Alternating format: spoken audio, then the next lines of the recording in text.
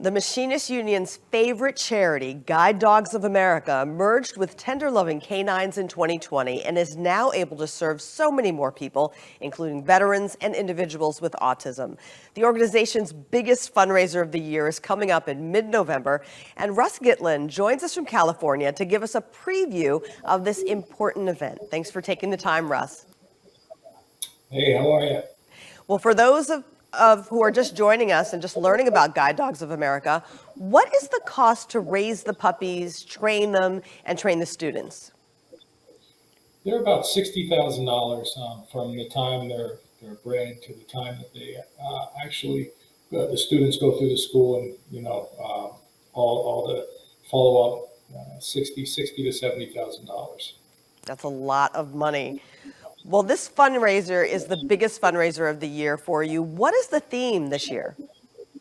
The theme is rodeo. So it's for some folks out there. I'm sure you can go in your closet and you'll fit right in. For other folks, go get your boots, go get your cowboy hats and your bandanas and so on and so forth, and come join us. I hear even some folks out there are going to go and they're going to get barrels and they're going to come as the rodeo clowns. So whatever you come up with, we're looking for the best costumes. Come and join us. We're going to have a great time. Now, I heard you have a new event that's already sold out, but tell us about it. So the event is ATV. It's sold out. It was a new event this year. We had great response. Next year, I'm sure we'll be doing it again. But we still have plenty of openings with the clay shoot, and of course, there's golf. It's still open too, so we can use your support. Who are your gift of sight honorees this year?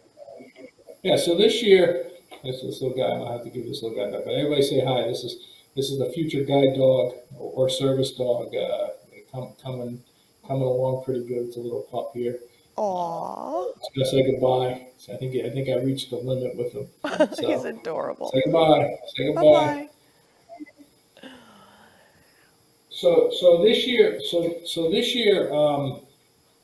this year's recipients are Paul Duff out of 743. And those of you that don't know Paul, what a great guy. He's done a tremendous amount for guide dogs. He continues to every year surprise us by raising more and more money, doing many events, and he's been doing it for a long time, along with the folks down there in Connecticut. They're an outstanding group that just continually support Guide Dogs of America. United is the company being honored. United, in case you guys don't know, they supply tickets for all of our folks to get back and forth to training. They supply tickets for our trainers to fly, to do follow-ups and to do entrance exams and so on and so forth. Very important to the guide dog program. And then last but not least, our Canadian retired General Vice President, Stan Pictall, is being honored for all he's done for guide dogs up in Canada. He's pushed hard to get everybody active and continues to make it a priority that Guide Dogs of America is at the forefront up there in Canada. How can people register for the event? So if you're interested in registering for the event, you just go to www.guidedogsofamerica.org. And as soon as you get on our homepage, you scroll down and there's links for folks to sign up, and it's pretty self-explanatory. If you have a little harder time with it, we actually did an instructional video this year to help you get through the process. We appreciate you giving it a try. Of course, if it doesn't work and you have a problem, in any case, just simply give us a call here and talk to Yvette Sheehan or Mariah or somebody here, and they'll help you out. And very briefly, just tell us how life-changing these services are.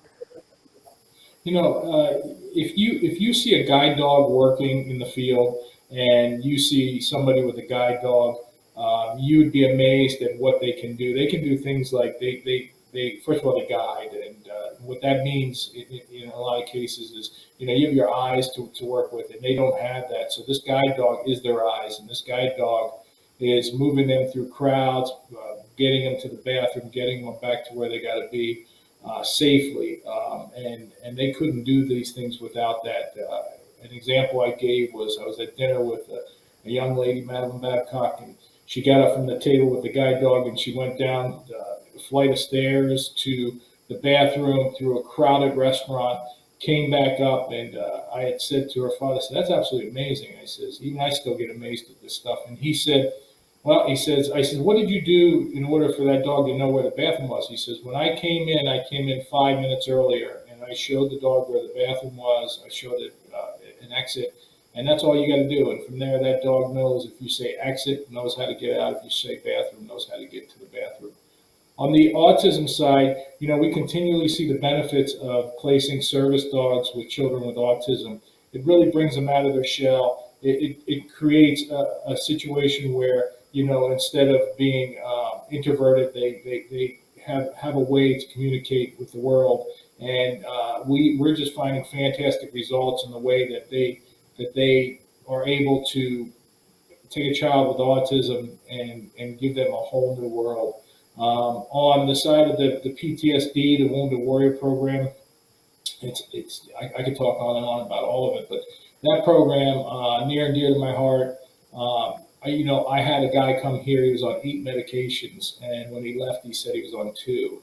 The dogs just create a level of comfort and secureness that nothing else can create. I mean, these dogs, they take somebody like that. I talked to Lewis when he was going home, and he said, "I just want to tell you," he's going home from our class with his new dog. He says, "I'm doing something I haven't done in 3 years." And I said, "What is that?"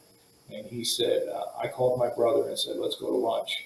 He hadn't done that in years and years and years. And the dog was able to give him the secureness and the comfortability in order to do that. And the stories just go on and on. And then, of course, not to leave out facility dogs. Facility dogs are ones that you see going into schools after tragedies, or they're going into courtrooms. They help people with their victim impact statements.